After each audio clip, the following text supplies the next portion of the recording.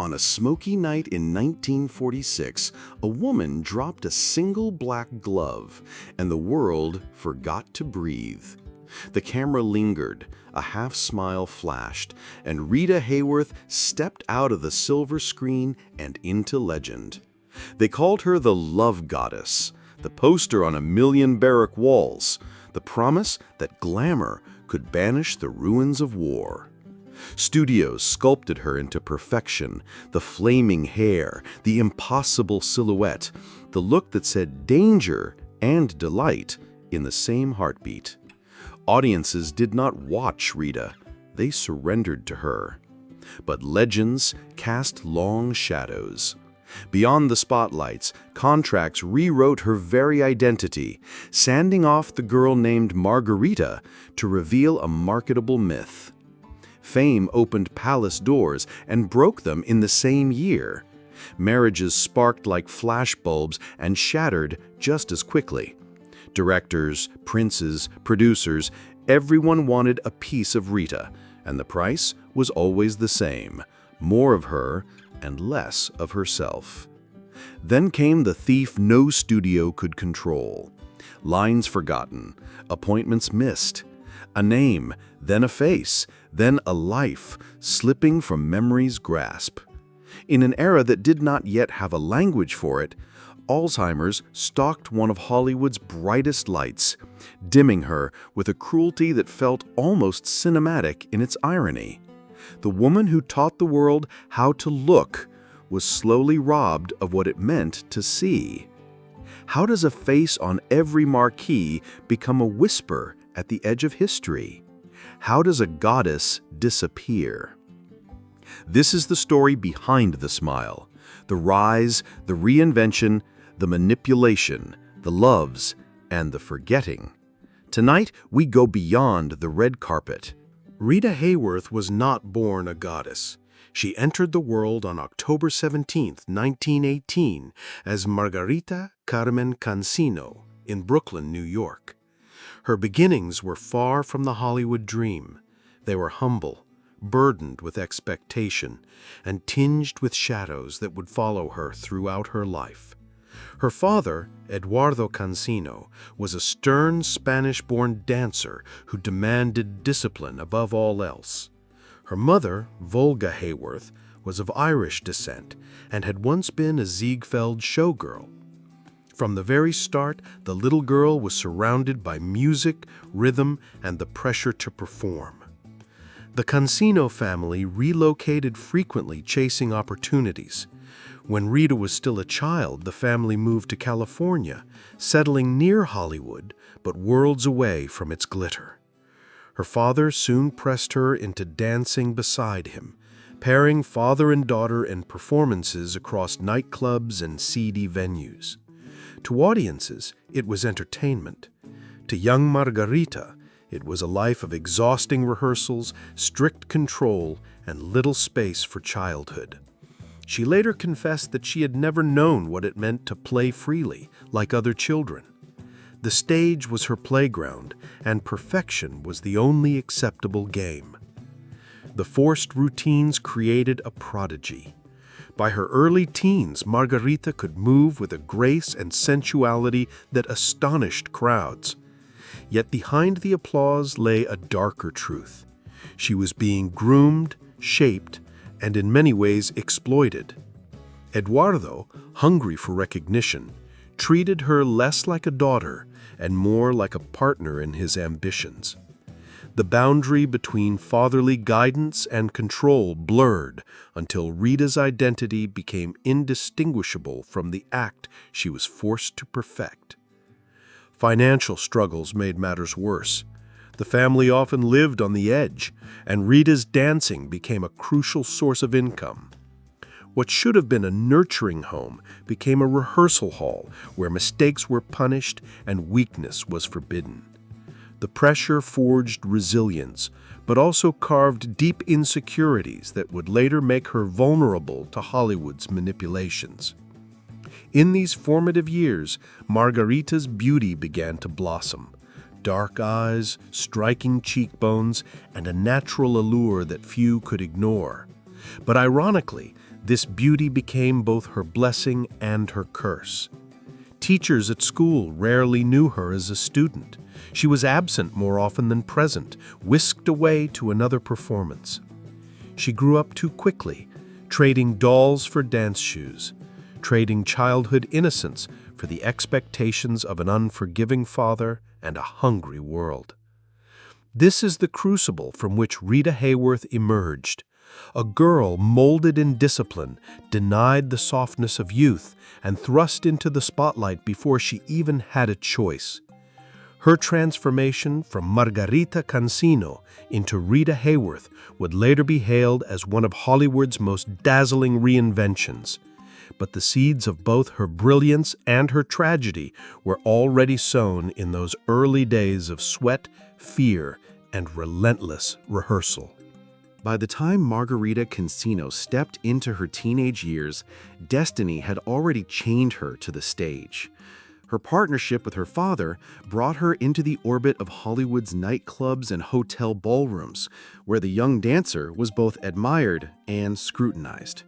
She was graceful, magnetic, and exotic. Yet in Hollywood's rigid, racially coded system of the 1930s, exotic was a polite way of saying she did not yet fit the image of an American star. Casting agents admired her technique, but often dismissed her with a single remark: too Spanish, too foreign, too different. Still, Margarita's talent caught attention. At just 16, she appeared on screen for the first time in small, uncredited roles. These were fleeting moments, background dancers in musicals, nameless faces in glamorous productions, but they placed her within the machinery of the studio system. Columbia Pictures, a rising force in Hollywood, noticed her potential. Harry Cohn, the powerful and ruthless head of Columbia, saw in her a raw gem that could be polished into a marketable star. But polishing, in this case, meant erasing. The transformation was drastic. Margarita Cansino was told that her surname sounded too ethnic, too tied to her Spanish roots. Columbia reshaped her into Rita Hayworth, a name meant to blend seamlessly with American stardom. But the name was not enough. Studio stylists ordered her to undergo painful electrolysis to raise her hairline, bleaching and dyeing her dark locks into the iconic auburn waves that would later become her signature. With each procedure, Margarita disappeared further, and Rita Hayworth was born. Her earliest credited roles were still modest: chorus girls, dancers, decorative presences designed to catch the camera's eye. Yet Rita's screen presence was undeniable. Even in films where she spoke only a handful of lines, her movements carried both elegance and vulnerability. Producers began experimenting with placing her in more prominent supporting roles, and by the late 1930s, she was no longer just another pretty face in the background. The turning point came in 1939 with Only Angels Have Wings, a Howard Hawks film starring Cary Grant and Jean Arthur. Though her role was small, Rita's performance crackled with an intensity that audiences remembered long after the credits rolled. Suddenly, critics were whispering her name. She was no longer merely Eduardo Cansino's daughter or a studio experiment. She was a presence to be reckoned with. Behind the scenes, Rita was learning the brutal politics of Hollywood. She accepted the demands, the reinventions, the compromises, because she had no choice. This was the only path to escape her father's control and the poverty of her childhood. To succeed meant becoming someone else entirely. Each new role brought her closer to the spotlight, but it also pushed her further from the girl she once was. By the early 1940s, Rita Hayworth had emerged from the margins. The studios had crafted a woman the public adored. The dancer who had once been dismissed as too Spanish was now the embodiment of Hollywood glamour, standing on the edge of superstardom. The reinvention was complete, or so it seemed. The 1940s were Rita Hayworth's decade. In a Hollywood crowded with stars, she became something more, a phenomenon. When audiences saw her on screen, they didn't just watch, they surrendered. Columbia Pictures, once a modest studio, now wielded its brightest jewel, and Harry Cohn marketed her relentlessly as the Love Goddess. The title was not mere publicity. It captured the obsession of millions of men who carried her image in their wallets, pinned her posters in barracks, and dreamed of her in the darkest days of World War II. Her rise began with a string of musicals and romantic comedies, where her dancing background gave her a radiant advantage. In You'll Never Get Rich, 1941, and You Were Never Lovelier, 1942, she danced alongside Fred Astaire, who later admitted that she was his favorite partner. He praised her timing, elegance, and ability to match his every step with effortless glamour. Audiences adored their chemistry, and suddenly, Rita was no longer a supporting player, she was a leading lady. But the role that sealed her immortality came in 1946, Gilda. In a single unforgettable scene, Rita Hayworth leaned against a wall, tossed back her auburn hair, and removed one black glove with a tease that was more devastating than any striptease. That moment burned itself into cinematic history. It was raw, hypnotic, and dangerous. The world had seen sexy women before, but not like this. Rita didn't just seduce the camera, she owned it. Gilda was a sensation. Critics raved, soldiers overseas plastered her poster above their bunks, and Columbia cashed in on the frenzy. Overnight, Rita became the face of post-war glamour. The US government even allowed her pinup image to be pasted on the first atomic bomb tested at Bikini Atoll, a surreal symbol of both allure and destruction. She had become the weaponized dream of a generation. Her rise extended beyond the screen. Fashion houses copied her gowns, women dyed their hair to match her fiery shade, and magazines proclaimed her the very definition of desire. Time and Life featured her in glowing spreads, while gossip columns breathlessly covered every move she made. Rita Hayworth was no longer just an actress, she was a cultural force, an ideal etched into the collective imagination. But beneath the spectacle, Rita still longed to be taken seriously as an actress. Films like CoverGirl, 1944, showcased her versatility, balancing musical brilliance with genuine emotional depth. She worked tirelessly, often trapped under the grueling schedules of the studio system, which treated stars less like people and more like commodities. But Rita delivered, film after film, her stardom growing brighter with each release. Her personal life became part of the myth. Marriages to high-profile men, director Orson Welles, later Prince Ali Khan, kept her name constantly in the headlines. To the public, she was the woman who had it all: beauty, talent, romance, and an aura of unattainable glamour. Every premiere felt like a coronation. Every photograph of her, draped in satin or shimmering under studio lights, reaffirmed her as Hollywood's goddess.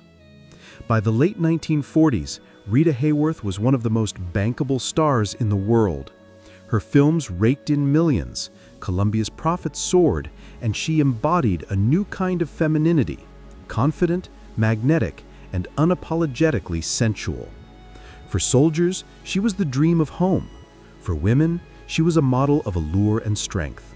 For Hollywood, she was a goldmine. But as dazzling as this golden age was, shadows were already gathering. Fame this bright came at a terrible price. While the world adored Rita Hayworth, the woman behind the name, Margarita Cancino, was beginning to disappear, buried beneath contracts, headlines, and expectations she could never fully escape. Behind the shimmering gowns and sultry posters, Rita Hayworth lived a life that was far from the fantasy Hollywood projected. The very machinery that made her a goddess also consumed her, piece by piece, until the woman inside was fractured. Her personal relationships became the first battlefield. In 1943, she married Orson Welles, the maverick director celebrated for Citizen Kane. To the outside world, it was a union of genius and beauty, the artist and the muse. But behind closed doors, the marriage unraveled quickly. Wells, restless and infatuated with his own pursuits, treated Rita less as a partner and more as a distraction from his ambitions. She longed for stability, for someone to see her beyond the image, but instead, she often found herself alone, her cries for affection echoing unheard. Their marriage collapsed in 1947, leaving Rita devastated and increasingly wary of love. Then came Prince Ali Khan, heir to one of the wealthiest dynasties in the world. Newspapers spun their 1949 wedding into a modern fairy tale, the Hollywood starlet who became a princess. But beneath the headlines lay turbulence. The prince's playboy reputation proved true. Infidelities, extravagant parties, and public scandals tore at the foundation of their union. By 1953, that too ended in divorce. Rita was left with a daughter, Princess Yasmin, and yet another reminder that her search for lasting love was a mirage. Hollywood, meanwhile, continued to exploit her image with ruthless precision. Columbia's Harry Cohn marketed her as the ultimate temptress, plastering her face on posters, parading her as a living fantasy. Rita yearned for serious roles, for the chance to prove she was more than a pinup. But every attempt was undermined by the studio's obsession with her sexuality. She was cast not for her range, but for her curves. They go to bed with Gilda, but they wake up with me. It was a cry of frustration from a woman who felt trapped in a persona she could no longer escape. This dual existence, Rita the goddess and Margarita the woman, tore at her soul. On set, she delivered flawless performances, radiating allure. Off-set, she was painfully shy, soft-spoken, and almost childlike in her desire for normalcy. Friends recalled her vulnerability, how she longed for quiet dinners at home, for the simple joys denied to her since childhood. But Hollywood did not forgive vulnerability. Any sign of weakness was exploited, any crack in the facade magnified. By the late 1950s, Rita's career began to strain under the weight of these conflicts. She was aging in an industry obsessed with youth. Her personal life was tabloid fodder, and the roles that once made her a sensation now felt like chains. Financial troubles mounted. Bad investments and legal battles drained her earnings. For a woman once idolized as untouchable, she was startlingly exposed. Rita Hayworth had been manufactured into perfection, but perfection was unsustainable. The very allure that made her a global icon became a cage. She had been loved by millions, yet understood almost by none. And as the golden light of her stardom began to fade, the darker truths of her life crept closer, threatening to consume her entirely. By the 1960s, the bright flame of Rita Hayworth's stardom had begun to flicker. Hollywood, always hungry for new faces, was already shifting its gaze to younger ingenues.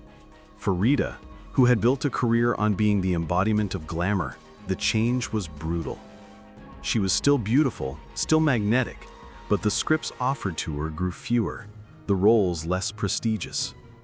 Her personal life, already scarred by broken marriages, spiraled further into turmoil. She entered brief unions, most notoriously with singer Dick Haymes, that left her drained emotionally and financially. Legal disputes, deaths, and endless tabloid scandals painted a picture far removed from the goddess once worshipped by millions. The woman who had once been paraded as Hollywood's crown jewel was now hounded for her misfortunes. But the greatest tragedy was not public. It was private, silent, and insidious. In her early 40s, Rita began to show unsettling signs of forgetfulness. Lines slipped from memory during rehearsals, appointments vanished from her mind, and sudden mood swings baffled those around her. At first, the world chalked it up to stress, to the ravages of fame. Yet the truth was far more cruel. Rita Hayworth was battling Alzheimer's disease, long before the condition was widely understood. As the years passed, the disease tightened its grip. Friends recalled heartbreaking moments, Rita standing on stage, unable to remember where she was. Rita wandering the streets confused and frightened. Rita, the once glorious icon, staring blankly at familiar faces. Hollywood, which had once built its empire on her allure, largely turned its back. Roles ceased altogether. The star who had electrified millions became a recluse, hidden from the world. By the 1970s, her condition was undeniable.